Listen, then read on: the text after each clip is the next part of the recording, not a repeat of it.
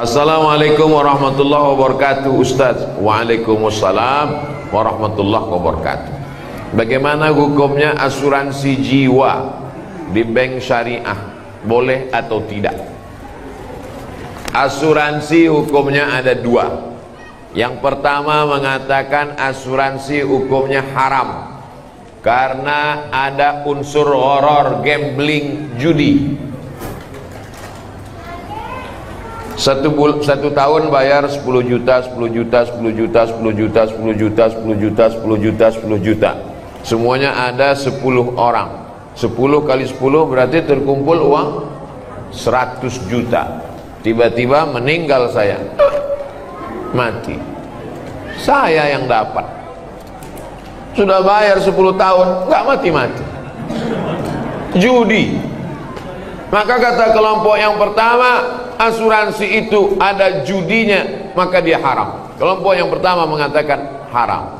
Kelompok yang kedua mengatakan asuransi itu halal, boleh. Kenapa? Karena di dalamnya ada unsur ta'awun, tolong menolong. Saya susah, nggak ada uang, maka dengan adanya uang iuran 10 juta, 10 juta, saya menjadi tertolong. Baik asuransi jiwa, asuransi kesehatan, maupun asuransi kendaraan, keselamatan di jalan raya. Maka ada dua pendapat. Begitu kata Syekh Ali Jum'ah dalam kitab Fatawa Mu'asirah, fatwa kontemporer. Silakan pilih antara dua ini, karena asuransi tak ada zaman Nabi. Saya milih judi Pak Ustadz, kalau begitu haram. Saya milih tolong menolong Pak Ustadz, kalau begitu boleh, silakan. Tapi konsisten. Jangan ketika nggak dapat dibilang haram, pas dapat halal. Ustadz sendiri, saya tidak pakai asuransi jiwa, saya tidak pakai asuransi kesehatan, saya tidak pakai asuransi kendaraan. Terus pernah tabrakan? Sering. Karena saya menganggap itu bagian dari judi. Tapi saya tak menyalahkan. Apalagi di sini ada tulisannya asuransi syariah.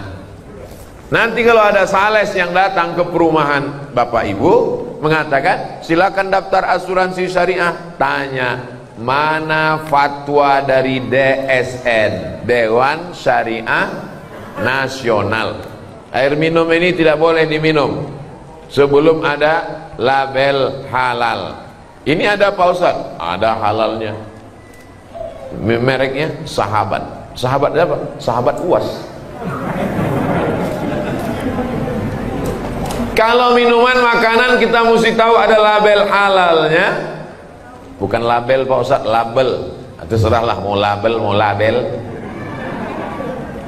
Kalau mesti ada label halalnya, maka kalau yang sifatnya ekonomi tidak dikeluarkan oleh Komisi Fatwa, tapi dikemukakan oleh DSN, Dewan Syariah Nasional. Maka bank syariah mengeluarkan asuransi jiwa, maka silakan boleh lanjutkan, karena mereka mengambil fatwa yang nomor 2 tadi. Begitu juga dengan BPJS, itu asuransi kesehatan. Sebetulnya uang digabung, uang digabung. Ada yang sakit, yang satu sudah bayar. Kamu BPJS sudah berapa tahun daftar? Udah 2 tahun Pak Ustaz. Nggak pernah sakit, sehat terus. Berarti uangmu nggak pernah kamu pakai. Inilah rencana mau sakit nih Pak Ustaz.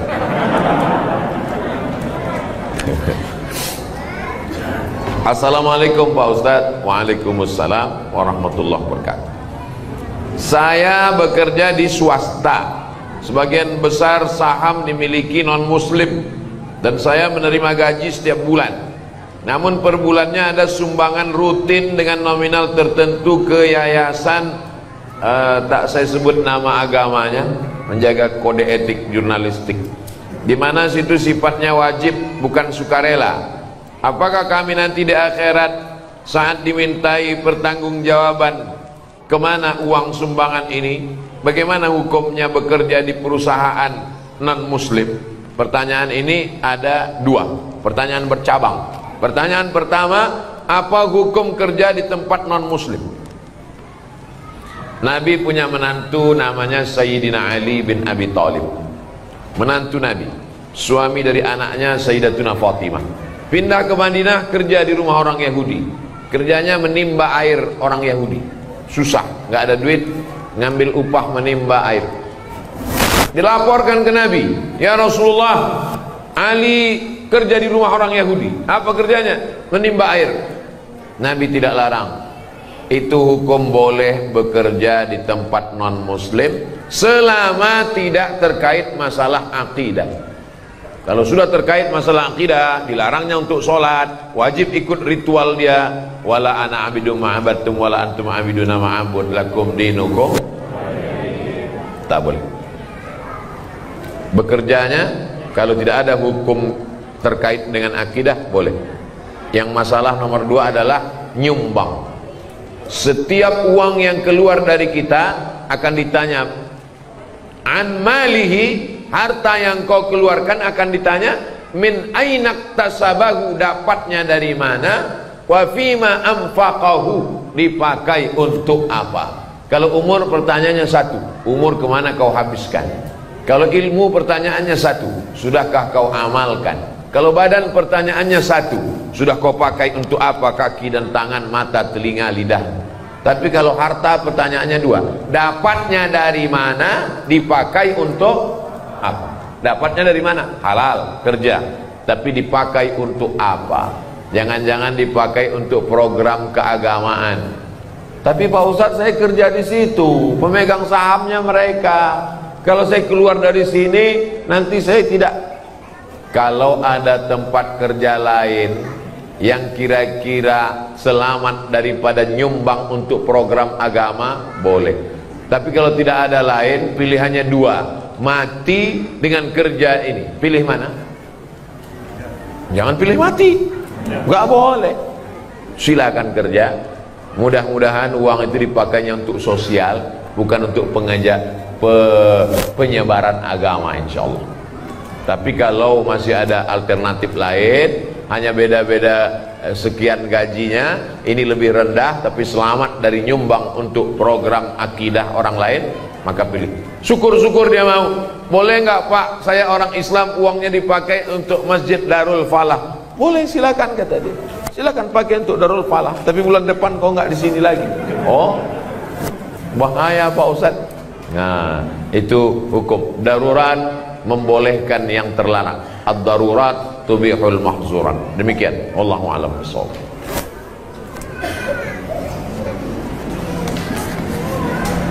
Assalamualaikum Ustaz Somad. Waalaikumsalam warahmatullahi wabarakatuh. Kalau punya hutang sholat bertahun-tahun, bisa nggak dibayar ketika sholat rawatib? Tidak satu, dan tidak boleh mengerjakan sholat sunat. Pertanyaannya 2, bercabang juga. Dulu akil baliknya umur 10 tahun. Umur 10 tahun akil balik, mulai wajib sholat.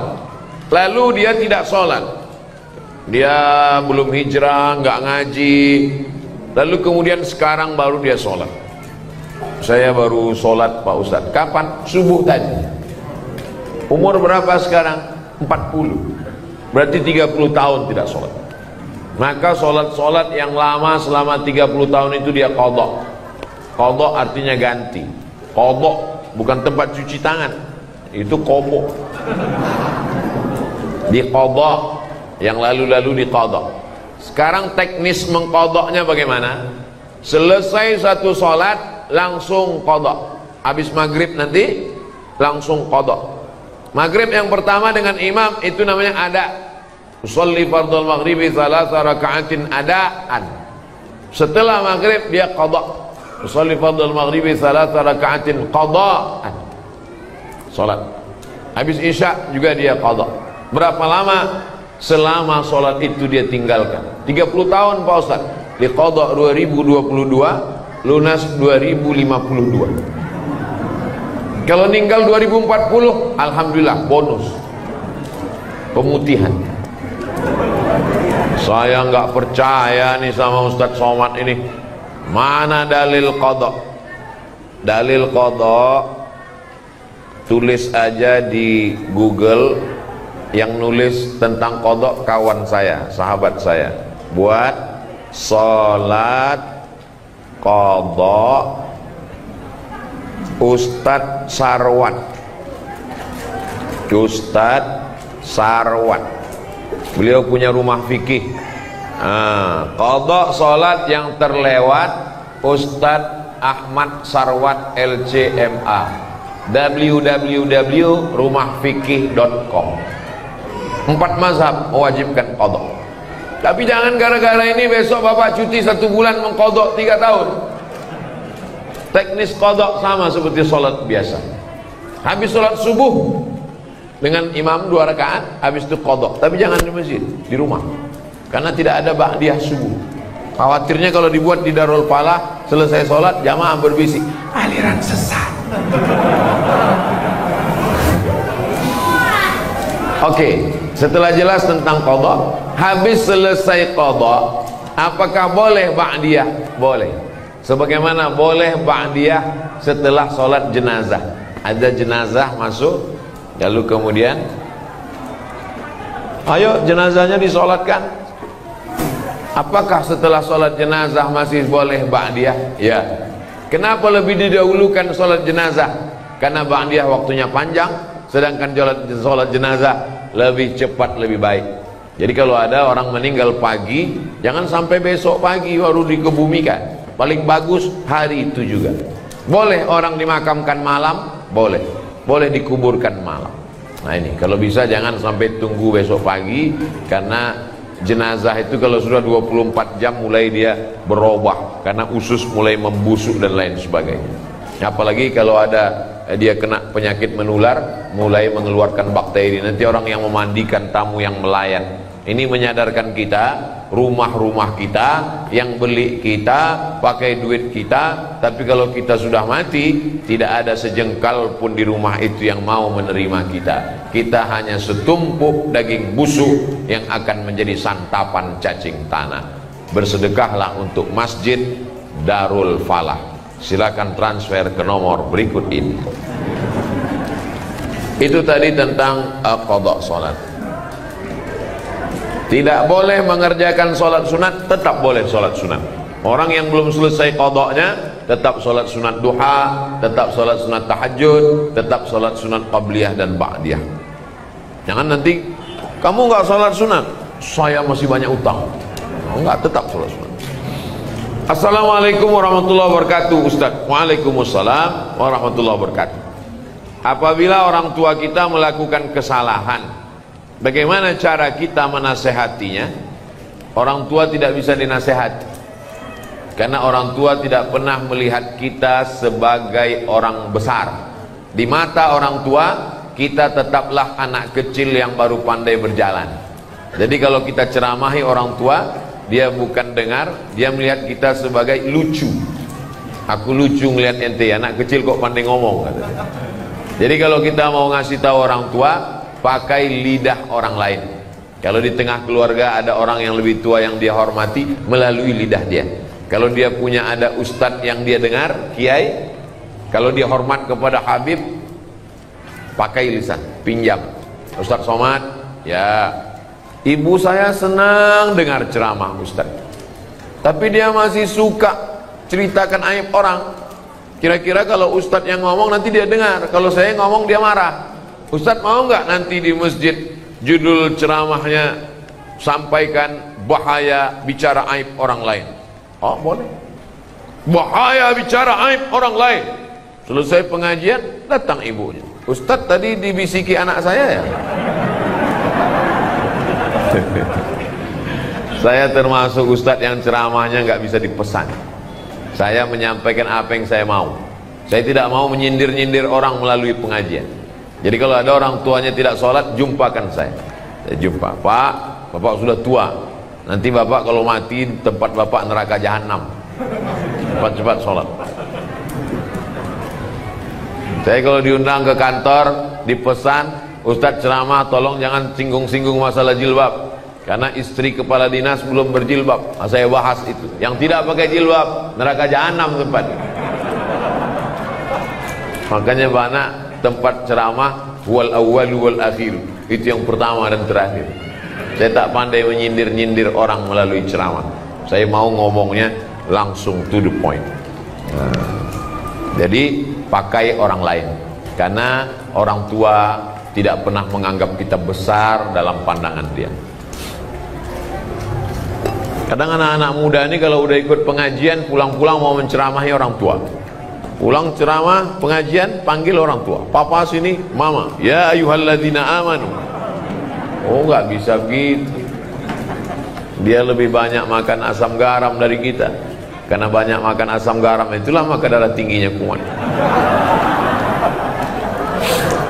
Assalamualaikum Ustaz. Waalaikumsalam. Bagaimana sikap kepada saudara yang murtad? La yahillu damu mri'in muslim illa bi ihda salas.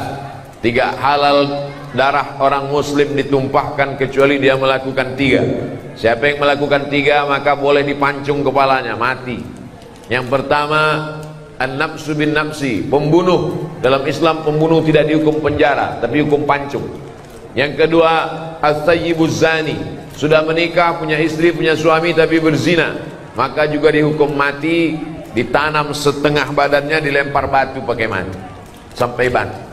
Yang ketiga, at-tariku lidinihi al-mufariqu lil jamaah, orang yang murtad meninggalkan agama Islam maka dianggap pengkhianat, maka dia dihukum mati, hukum pancung menurut hukum Islam. Tapi kita tidak pakai hukum itu, kita pakai hukum konvensional. Apalagi liberal sekuler bebas, orang gonta-ganti agama seperti ganti sendal, seperti ganti baju. Pakai baju ini tipis kedinginan, pakai baju tebal. Pakai baju tebal kepanasan, pakai baju tipis. Enak saja. Bahkan di podcast orang murtad enak aja ngomong seenaknya menghina agama, tak bisa ditegakkan. Jadi bagaimana sikap kita sebagai keluarga? Jangan putuskan, karena kalau putus dia semakin nyasar, semakin jauh. Kalau masih ada nomor handphonenya, tetap tiap hari kau mesti balik kepada Islam. Wa may yartadda minkum an dinihi, siapa yang murtad dari agama Allah maka dipancung kepalanya. Lalu kemudian mesti dikasih tahu, kau nanti kalau mati tidak diterima Allah. Wa may yabtaghi ghairal islami dina, siapa yang mencari agama selain Islam, falan yuqbala min, maka dia tidak akan diterima Allah. Wa huwa fil akhirati minal khasirin, di akhirat termasuk orang rugi, karena masuk neraka khalidina fiha abada, kekal selamanya. Jangan pernah berhenti mengajak dia untuk balik ke agama Islam sampai akhirnya dia mati. 2 kemungkinan, kita capek lalu dia mati, atau kita lelah, kita mati duluan. Yang penting kita sudah melaksanakan amar ma'ruf nahi mungkar. Adapun berbaik-baik menganggap ini bukan masalah, maka kita sudah melakukan setuju dengan perbuatan mungkar. Man ra'a minkum mungkaran, siapa yang melihat perbuatan mungkar, falyughayyir biyadihi, robah dengan tangan. Fa illam yastati, kalau tak sanggup dengan tangan, fa bilisani, dengan lidah. Kalau tidak sanggup dengan lidah, dengan hati. Jangan diam, karena diam berarti as-sakitu anil haq syaitan akhras, orang yang diam terhadap kebenaran diinjak-injak. Orang minum khamar aja kita tak boleh diam. Innamal khamru khamar, wal maisir judi, wal ansab menyembelih binatang untuk berhala, wal azlam mengundi nasib, rijsun najis min amali syaitan, perbuatan syaitan. Fajtanibu, jauh. Apalagi yang lebih hebat daripada zina, lebih hebat daripada minum khamar, apa dia? Murtad. Nauzubillah. Mudah-mudahan Allah selamatkan keluarga, tetangga, anak cucu kita dari murtad ini. Luar biasa gerakan pemurtadan sekarang. Dinikahi, pura-pura masuk Islam, setelah punya anak dia ancam, kalau kamu mau tetap suami saya, ikut agama saya. Kalau kamu tidak mau, saya tinggalkan. Perempuannya tidak kerja, tidak ada duit, takut, akhirnya murtad. Pemurtadan dengan cara nikah, pura-pura masuk Islam, robah KTP, habis itu punya anak 1, murtad, tak terhitung jumlahnya. Makanya anak-anak ibu kalau pacaran, lihat dulu agamanya. Jangan karena mobilnya lalu dinikahkan, jangan karena pekerjaannya, karena PNS-nya, karena jabatannya.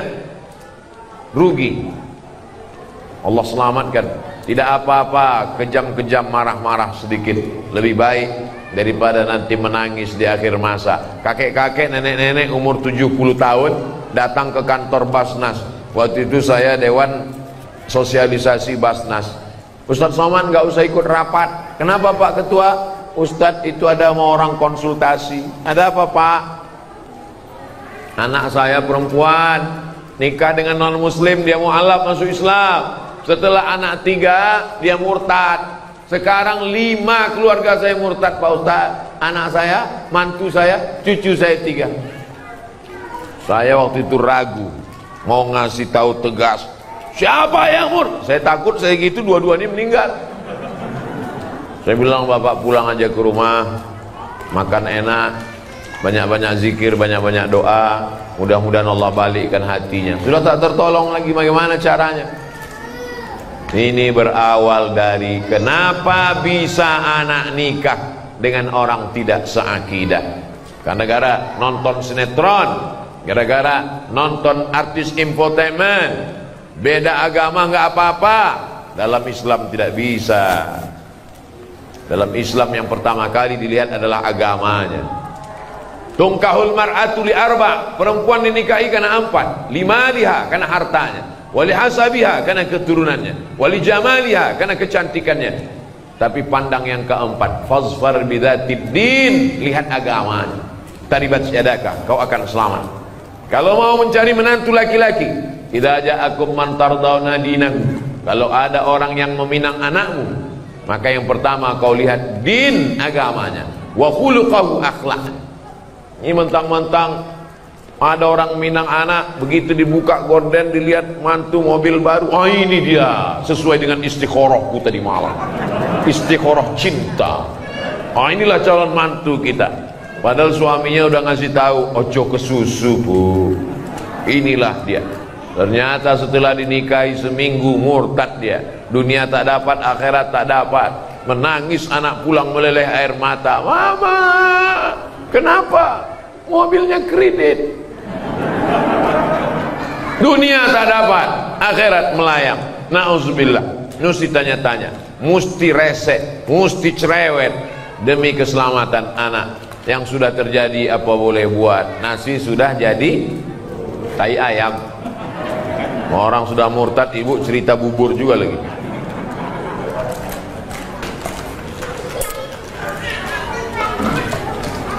Apakah orang tua bertanggung jawab terhadap anak yang mabuk, yang sakau, yang pacaran, yang minum khamar? Kullukum ra'in, setiap kamu adalah pemimpin. Wa kullukum mas'ulun ar ra'iyatih, setiap kamu akan ditanya tentang yang kau pimpin. Saya akan ditanya tentang anak saya. Maka anak keponakan saya laki-laki, adik saya laki-laki, adik laki-laki punya anak perempuan. Kalau dia meninggal, kalau meninggal adik saya yang menjadi walinya. Maka adik keponakan perempuan saya wajib masuk pesantren. Karena kalau bapakmu meninggal, aku walimu. Aku yang menikahkanmu nanti. Aku tanggung jawab di hadapan Allah Subhanahu wa taala. Bapak laki-laki punya saudara kandung laki-laki, punya anak perempuan. Maka kalau meninggal bapaknya, bapak akan menjadi walinya. Maka kita bertanggung jawab di hadapan Allah. Anak keponakan saya wajib masuk pesantren karena saya tak sanggup mendidik mereka. Benteng pertahanan umat Islam, akidah Ahlussunnah wal Jamaah, bisa hafal Quran, selamat dari pergaulan bebas, selamat dari narkoba, selamat dari sekuler, selamat dari liberal, selamat dari aliran sesat. Pesantren, masukkan anak ke pesantren. Yang sudah memasukkan, alhamdulillah. Yang belum memasukkan, insya Allah. Sudah dikasih tahu nggak juga mau masukkan, innalillah. Kalau sudah dimasukkan ke pesantren, sudah dididik, tetap juga dia buat dosa, kita tidak tanggung jawab. Wala taziru waziratun wizra ukhra, orang tidak menanggung dosa orang lain. Tapi kita sampai mati tetap amar ma'ruf nahi mungkar. Jangan diam. Bu, anaknya saya bawa nonton ya. Jangan. Sebentar aja bu, ke Parung Panjang, nanti saya belikan mie ayam sama bakso. Bawa lah. Betapa murahnya harga anakmu. padahal kau mengandungnya 9 bulan 10 hari. Di Parung Panjang ngandung masih 9 bulan 10 hari. Alhamdulillah. Di tempat lain ada yang 3 bulan lain. Menyusukannya 2 tahun, meregang nyawa melahirkannya. Kenapa dibiarkan sia-sia? Kita akan diminta tanggung jawab di hadapan Allah. Tapi jangan gara-gara ini lalu takut punya anak. Silakan punya anak, karena anak bisa menolong. Rabbi habli minas sholihin. Itu pertanyaan-pertanyaan. Ada lagi? Habis. Itu baik.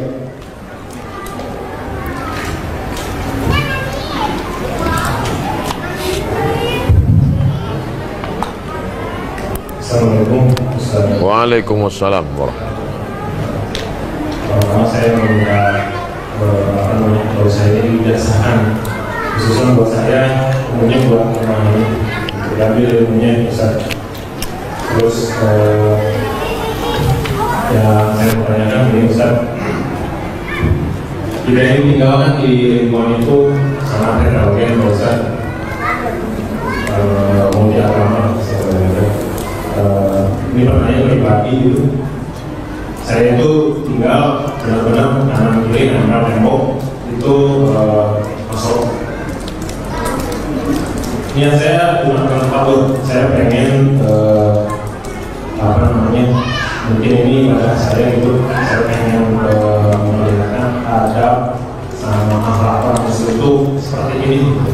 Jadi kita makan sekarang metaverse ya gimana adab saya terhadap tetangga saya yang berkenal tembok, kebetulan dia Nasoro, pada blog dia punya juga, terus saya punya anak kecil. Saya pengen berhubungan baik sama beliau, kadang kita juga berbagi makanan gitu. Tapi saya tahu tetangga saya ini makanan tidak halal gitu. Gimana cara saya?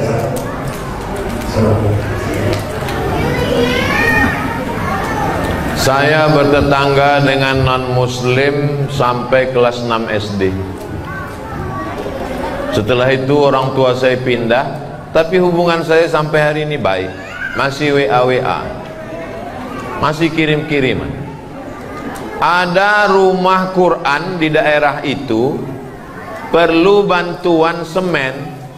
Yang WA saya yang non-muslim tadi, Ustadz Somad, dekat rumah kita ada rumah Quran, sekarang sedang pembangunan. Ada orang di Jakarta mau dapat jadwal ceramah TNI melalui yang non muslim tadi. Jadi hubungan kami tetap baik dalam hubungan sosial, tapi dalam hubungan akidah, wala ana abidum ma'abadtum wala antum abiduna ma'abud lakum dinukum. Dulu kalau hari raya dia kirim kami makanan, tapi dia tahu kita tidak makan makanan dia kasih kuehnya, kue kotak, kue bungkus pabrik halal, minuman kaleng. Kita saling menjaga. Sebetulnya yang merusak ini provokator. Medsos ini luar biasa fitnah. Adapun bertetangga menjaga adab, justru dia masuk Islam karena adab itu. Ada seorang imam namanya Imam Al-Hasan Al-Basri, meninggal tahun 110 Hijrah, punya tetangga non-muslim. Rumah tetangganya di atas bukit, dia di bawah. Lalu kemudian suatu ketika Imam Hasan Al-Basri sakit. Tetangga yang non-muslim masuk menjenguk ke ruang tamu. Hasan Basri mana? Dia di kamar. Tetangganya masuk ke kamar. Sampai di kamar, di pojok rumah ada ember. Tetangganya nanya, itu air apa Hasan Basri? Itu air dari atas. Kalau nggak salah itu pojok kamarmu pas WC saya. Sudah berapa lama kamu nampung air ini? Isrun sana, 20 tahun sudah kutang. Agama apa yang mengajarkanmu selembut ini Hasan Al-Basri? Saksikanlah wahai Hasan Al-Basri. Asyhadu an la ilaha illallah wa asyhadu anna Muhammad Rasulullah. Kisah ini ada dalam kitab Gharaib wa Taraib, ditulis oleh Syekh Abu Amr Al-Misri. Sa'ah wa sa'ah, Gharaib wa Taraib, kejadian-kejadian unik dalam sejarah Islam. Masuk Islam bukan karena dia ajak masuk Islam, kalau tak masuk Islam neraka jahanam. Masuk Islam karena tersentuh hatinya. Orang kalau sudah kau sentuh tepat di hatinya, dia akan jadi milikmu untuk selamanya. So sweet. 20 tahun menahankan itu, buahnya ada tetangga masuk Islam. Kita kadang dia baru salah parkir sekali sudah keluar kebun binatang dari mulut kita. Dia punya anjing, lebih galak pula mulut kita dari anjingnya lagi. Adapun dia punya anjing, kita usahakan bagaimana caranya, apa pantang yang membuat kira-kira anjing itu tak masuk ke halaman kita.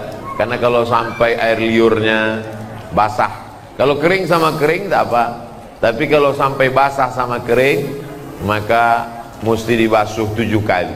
Kalau sampai anjing itu mengeluarkan air liur di halaman, lalu kemudian halamannya itu anak kita jalan, kena kakinya, mesti kita siram kaki anak kita itu 7 kali dengan air, salah satunya dengan air yang dibasuh tanah.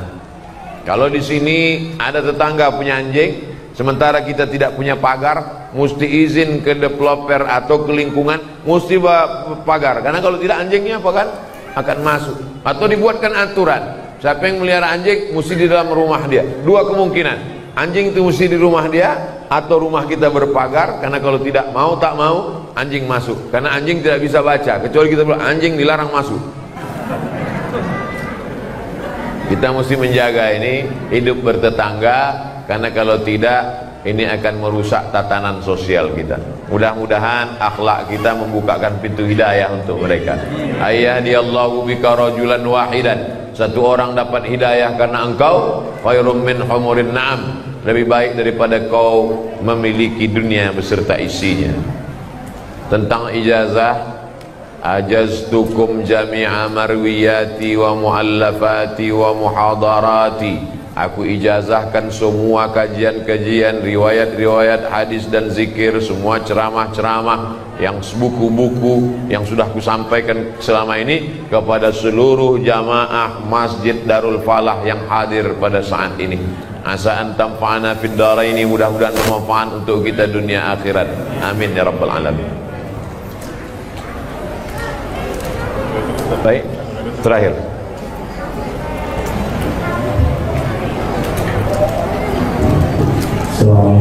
Waalaikumsalam warahmatullahi wabarakatuh.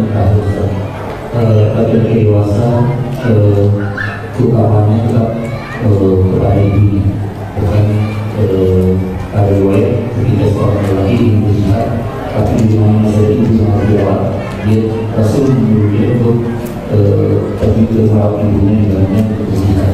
Adanya utamanya itu sangat luar biasa di perkara Islam. Pertanyaannya adalah ketika misalnya saya mengingat di rumah ibu saya pada saat sholat subuh, ada keinginan saya untuk sholat di masjid, tapi ibu saya sangat ingin sekali bermakmum berjamaah dengan saya di rumah. Mana yang lebih utama? Saya tetap jalan ke masjid atau saya menyenangkan ibu saya untuk berjamaah di rumah? Terima kasih. Waalaikumsalam warahmatullahi wabarakatuh. Datang seorang laki-laki menjumpai Nabi Muhammad SAW. Ya Rasulullah, izinkan aku perang jihad fisabilillah, aku mau mati syahid. Kata Nabi, alaka min ummin, ibumu masih hidup? Ya, ada di rumah. Ilzam rijlaiha fasammal jannah, kau urus tapak kakinya, kau dapati surga di sana. Kalau telapak kakinya kau urus, kau dapat surga. Apalagi kalau kau urus kepalanya, tangannya, badannya, makannya, pakaiannya. Yang masih punya ibu, bersyukurlah. Kalau ibunya sudah meninggal, bersedekah. Saat ummi matat, emakku sudah mati ya Rasulullah, apa tasaddaqu anha, kalau aku bersedekah apakah pahalanya sampai untuk almarhumah? Kata Nabi, sampai. Ayu sadaqatu afdal, sedekah apa yang paling afdal? Saqyul ma, memberikan air minum. Bapak ibu yang sanggup belikan air minum kotak, sedekahkan untuk pengajian. Yang tak sanggup, buatkan sumur bor. Oh, lebih mahal Pak Ustaz. Rame-rame, satu sumur bor 2 juta, iuran dengan keluarga di pondok pesantren, mengalir pahalanya. Bagaimana kalau ibu di rumah, nginap di rumah ibu, ibunya mau sholat subuh berjamaah, sementara anaknya mau sholat subuh ke masjid? Menurut mazhab Hambali, sholat subuh berjamaah, sholat berjamaah ke masjid hukumnya wajib. Berbakti kepada orang tua juga wajib. Kalau ketemu dua yang wajib bagaimana? Lihat di rumah itu ada tak orang lain. Kalau di rumah itu anaknya 10, perempuan 9, 1 laki-laki, maka dia tetap pergi ke masjid.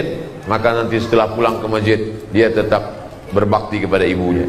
Tapi kalau dia anak tunggal satu-satunya, tak ada pembantu dan siapapun juga dalam rumah itu, kalau dia pergi dikhawatirkan terjadi sesuatu, maka yang wajib ini lebih dikedepankan daripada dia pergi ke masjid. Menurut mazhab Syafi'i, solat berjamaah ke masjid fardu kifayah. Menurut mazhab Maliki, solat ke masjid adalah sunnat muakkad. Andai bertemu dua yang wajib, maka dilihat mana yang lebih kuat di antara keduanya.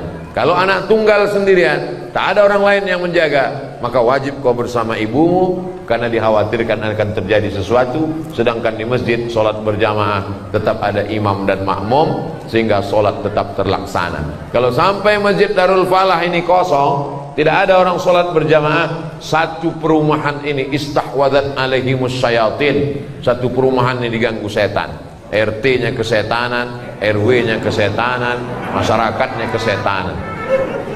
Insya Allah kita solat berjamaah di masjid. Amin ya rabbal alamin. Untuk segala kebaikan, mudah-mudahan kita semuanya istiqomah, menjadi lebih baik daripada sebelumnya. Yang sakit-sakit diangkat penyakitnya, yang terlilit hutang ditolong lepas dari riba, anaknya menjadi anak yang soleh dan solehah, keluarganya sakinah mawaddah warahmah. Ala hazihin niyah al-Fatihah.